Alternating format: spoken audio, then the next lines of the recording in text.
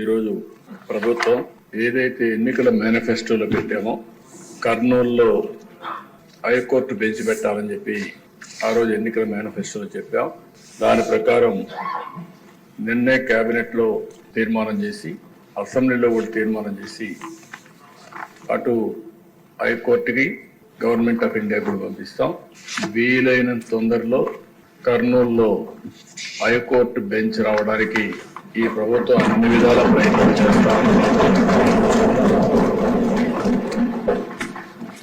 ఇంత మునుపు ఏదైతే అక్కడ లోకాయుక్త కానీ స్టేట్ హ్యూమన్ రైట్స్ కమిషన్ కానీ ఇలాంటి ట్రిబ్యునల్స్ ఏమైనా ఉంటే అవి కూడా అక్కడే ఉంటాయి.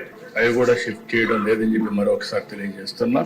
ఇది కాకుండా దిశ ఈరోజు ఈ ప్రభుత్వం వికేంద్రీకరణ ఎక్కడికక్కడ 1-2 సిటీసే కాకుండా ఈరోజు అన్ని ప్రాంతాల్లో సమగ్ర అభివృద్ధి కోసం కట్టుబడి ఉన్నాం. ఉత్తరాంధ్రలో విశాఖపట్నం అభివృద్ధి కావాలి, రాయలసీమలో తిరుపతి, కర్నూలు లాంటి టౌన్స్ అభివృద్ధి కావాలి. అదే సమయంలో ఇక్కడ అమరావతి కూడా చాలా సార్లు చెప్పాం. ఆ రోజు మీరు చూస్తే 3 రాజధానులు అని చెప్పి 3 ముక్కలు ఆటాడి కడాన ఏ ప్రాంతం కూడా అభివృద్ధి కాకుండా చేశారు.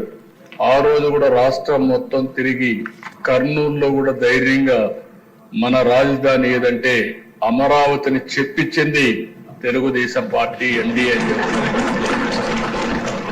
విశాఖపట్నానికి వెళ్ళి విశాఖపట్నం మీటింగ్ లోనే మన రాజధాని ఏదంటే అమరావతిని విశాఖపట్నం కూడా చెప్పారు. అంటే ఈ ప్రభుత్వం పైన ఒక నమ్మకం, చెప్పింది చేస్తారనే విశ్వాసం ఉంది. అందుకే ప్రజలు నమ్మే పరిస్థితికి వచ్చారు. దేశ